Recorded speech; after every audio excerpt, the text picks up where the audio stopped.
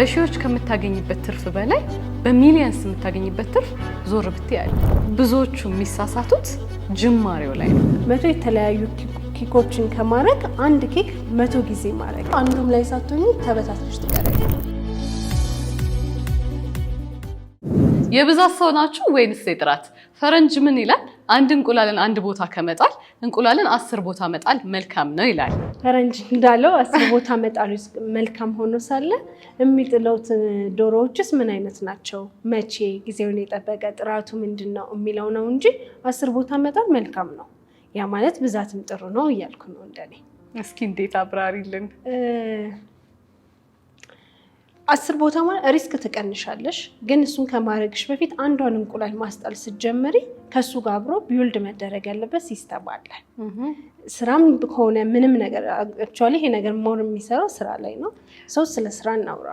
አንድ ስራ መጀመሪያ ብራንድሽን ቢውልድ ስታደርጊ ዊዝ ሲስተም፣ ምክንያቱም አንድ ሰው ሊያከናውን የሚችለው በአንድ ሰዓት ውስጥ አንድ ነገር ብቻ ነው።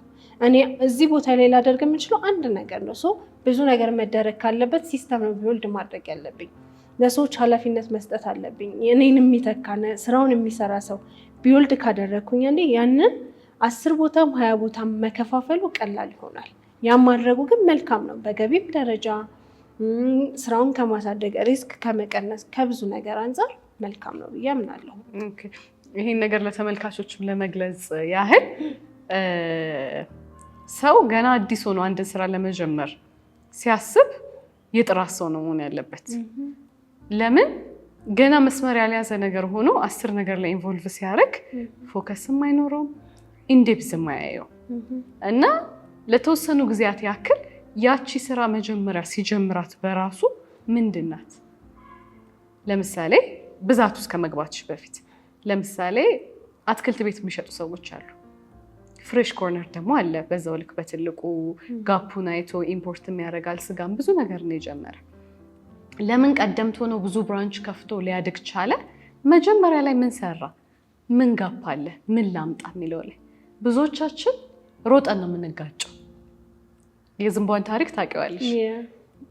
የተከፈተ መስኮት ዞራ ከማየት ይልቅ እንትን ላይ ትጋጫለች፣ የተዘጋው መስኮት ላይ ደጋግማ። ከዛ ብዙዎቹ ፌል ያደርጋሉ ተጋጭተው። ኢንቨስት የምናደርግበት ገንዘብ ፌል ከማድረጉ በፊት ከብዙ ነገር በፊት ማሰብ። በሺዎች ከምታገኝበት ትርፍ በላይ በሚሊየንስ የምታገኝበት ትርፍ ዞር ብትያለ። ዓለም ግን ምን አስተማረ? ስትረስ፣ ሩጫ፣ ተነስ፣ እንትና የሰራው ስራ ያዋጣል አይነት። ስለዚህ አዲስ ጋፕ ለማየት ማይንድሽን ለማሰራት ፕሮብለሙ ምን ጋ ነው ጋፑ? እኔስ ምን ላይ ነው ባደርግ? ፓሽኔ ምንድን ነው? 10 በሰራበት የማይደክመኝ ብሎ ከማሰብ ይልቅ ዘሎ 10 ውስጥ ይገባል። ብዙዎቹ የሚሳሳቱት ጅማሬው ላይ ነው። ጅማሬዋ በደንብ ተጠርባ ከጸዳች ግን ሲስተምና ሰዎችን ዴሊጌት ማድረግም ይመጣል። ለምሳሌ ዶንኪ ቲዩብ ላይ እሸቱን ታውቂዋለሽ? እዚህ ያደረሰኝ በጣም ትልቁ ነገር ዴሊጌት አደርጋለሁ፣ ስራ አከፋፍላለሁ ይላል።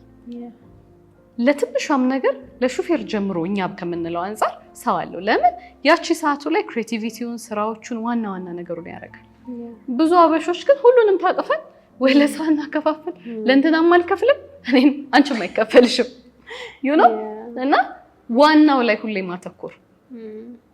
ምናልባት የፕሮፌሰሩ ታሪክ ትዝ ካለሽ አንድ እንጀራ አምጥተው ብዙ ነገር የምናደርጋቸው ነገሮች አሉ በቀናችን ውስጥ ብዛት ያላቸው። ኳስ ከተቱ፣ ጠጠር ከተቱ፣ አፈር ከተቱ። ያ ምሳሌ ምንድን ነው? ጠጠሩ ኳሱ ማለት የህይወታችን አንኳርና ፕራዮሪቲ ነው። ዋናው ማድረግ ያለብሽ ያ ማለት ማሰቡ፣ ዝም ብሎ ማድረጉ ሳይሆን።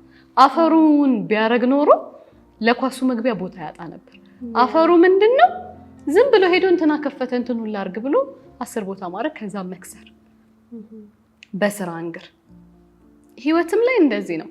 ብዙ የሚደረግ ነገር አለ አይደለ? ብዙ የምናደርገው ነገር አለ። ግን ምንን ትመርጫለሽ ነው መጀመሪያ። ሚዛን መጀመሪያ የቱ ይደፋል፣ ከዛ በኋላ ምን ይሄዳል እያለ ይቀጥላል። እና የብዛት ሰው ከመሆን በፊት አንዷ ማድባት፣ አንዷ ላይ ስንሆን አንዷ ላይ መሆን። አንዳንዴ እቅድ ጥሩ ነው፣ ፕሮግራም ማውጣት ጥሩ ነው። አንዳንዴም ደግሞ ያ ነገር መታሰሪያችን ይሆናል። እቅዳችንን የምናወጣው ቀናችን ላይ ከምን አንፃር ነው?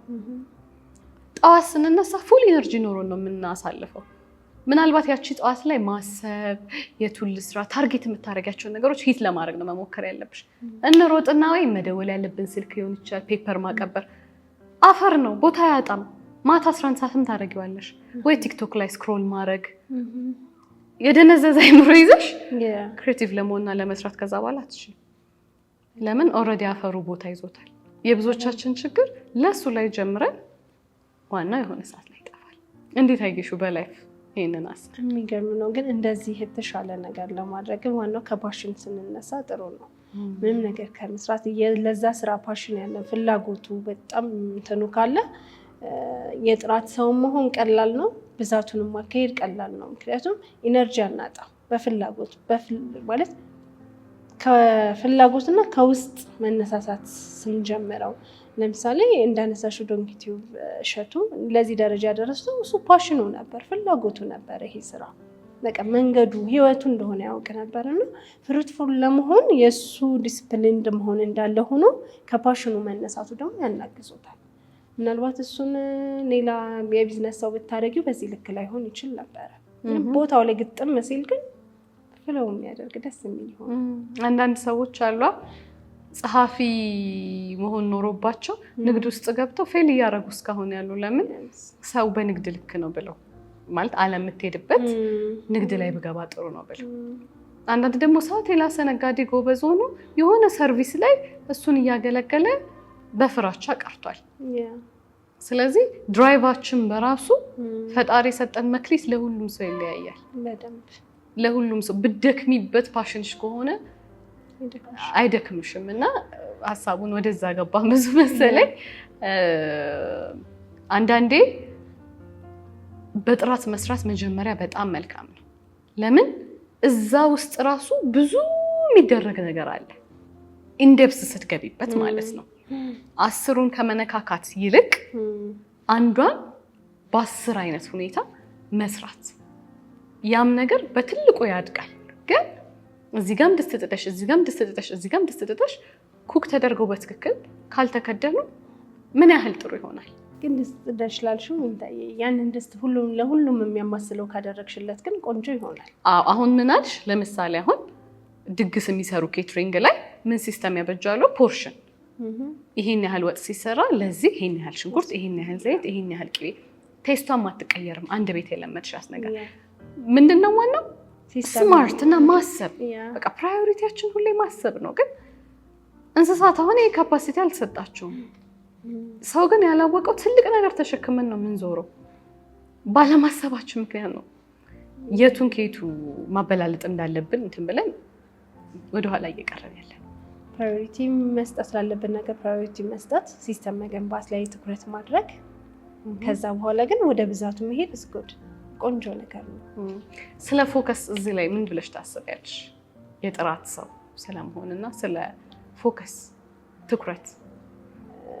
ፎከስ ቁልፍ ነገር ነው ምንም ነገር ለማድረግ። ያ ማለት ፕሬዘንት ሞመንት ላይ መሆን ማለት ነው ፎከስ ማድረግ ማለት። አንድ ታዋቂ የካራቴ ተጫዋች ምን ይላል?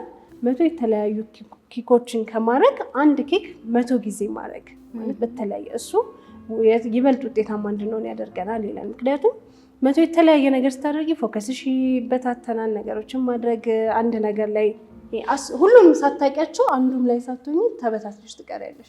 አንዷን ግን በደንብ አድርጎ 100 ጊዜ ማድረግ ግን ውጤታማ እንድትሆኚ ያደርጋል ይላል። ኤክስፒሪየንስ የምታደርጊው ነገር የማይሰራበትን መንገድ በመንገዱ ላይ ትማሪያለሽ። ገባሽ አይደል? 100 ጊዜ ሲሞክር 5ኛው ላይ 10ኛው ላይ 20ኛው ላይ እየተሳሳተ የማይሰራበትን ቴክኒክና አቺቭ የሚያደርግበትን ቴክኒክ መንገዱ ላይ ነው የሚያውቀው። ብዙ ነገር ላይ አንዳንዴ ግን ስትጥጂ ይሄኛውም 50% ነው፣ ይሄኛውም 50% ነው። ይሄ ሰውዬ በዓለም አቀፍ ደረጃ ሰክሰስፉል የሆነበት የያዛትን ነገር እንዴት በተሻለ ሁኔታ ትጣፍጣለች የሚለውን በተለያየ አንግል በደንብ ሞክሮታል። ይሄ ደግሞ ፎከስ ኖሮሽ በደንብ አድርገሽ እንድታደቢ ያደርግሻል። ላይፍ ላይ አይደለም በስራ ኮንሰንትሬሽናችንን የሚሰርቁን ስንት ነገር አለ። አንድ ነገር ልታረጊ ተቀምጠሽ የሆነ ስልክ ይደወላል፣ የሆነ ማየት ያለብሽ ነገር ይኖራል፣ የተለያየ ነገር። ለዚህ ነገር ትኩረት እና ቅድሚያ የምትሰጪውን ነገር ማወቅ በጣም ዋናና ቁልፍ ነገር ነው። ይህንን ለማስረዳት ለምሳሌ 10 ኩባያዎች ተደርድረዋል እንበል፣ ግን አንድ ትልቅ ጃር አለ። የመጀመሪያ ጊዜ ኤክስፔሪየንስ ለማድረግ 10ሩንም ኩባያዎች አንዱ ላይ እየሞላሽ አንዱ ሲሆን በትክክል አትሞዩ፣ ልኬቱም ልክ ላይሆን ይችላል። አንዱን ጃር ግን ፎከስ አድርገሽ በትክክል ከሞላሹ እና በትክክል ከደረሽ ትልቅ ነው ብለናል። ሌሎች ጊዜ የሚያቀላል፣ ለነዛ የምታወጪውን ኢነርጂ ይቀንሳል። ግን ሌላ ጊዜ ግን ትልልቅ ጃሮችን መሙላት ላንቺ ቀላል ይሆናል። ምክንያቱም ከጅምሩ በትልቁ መሙላትና ማድረስን ተለማምደሽዋል ማለት ነው። 10 ትንንሽ ነገሮች ላይ ከጅምሩ ከማድረግ አንድ ትልቅ ጃር ላይ ሞልቶ ኔክስት ግን ብዙ ጃሮችን መደርደር እንችላለን፣ ኩባዮችን ሳይሆን። አሁን ልክ ፈረንጁ 10 እንቁላል እንዳለው አንዳንዴ ያለማመንም ችግር ነው። ይሄኛው ዋናው እንትኔ ቢፈርስ ወዴት እገባለሁ የማለትም ሜንታሊቲ ነው። ብዙ ቦታ ላይ ሰዎችም ኢንቨስት እንዲያደርጉ የሚያደርጉት ሰው ብዙ ጊዜ ኢንቨስት ሲያደርግ ባይ ዘ ዌይ በደንብ ያጠራዋል ሪተርኑ።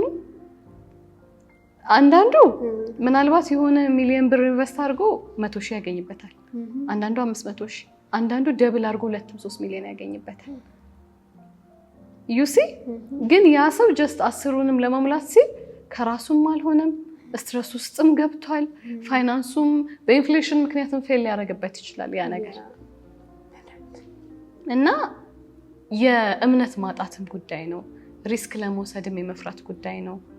አዲስ ነገር ለመሞከር ክፍት ያለ መሆን እና እኔ የምስማማበት ሀሳብ ምንድን ነው 10ሩን ነገር ሳይሆን 2 ስፔሲፊክ ነገር መርጠሽ በፓሽንሽ ከፓሽንሽ በላይ ደግሞ ፕሮብለም ጋፕ ላለው ነገር ክፍተት ላለበት ነገር በደንብ አጥንተሽ እዛ ውስጥ ኢንቮልቭ ማድረግ የተሻለ ነው ብዬ ነው የማስበው። የኔ አመለካከት ምን ትያለሽ?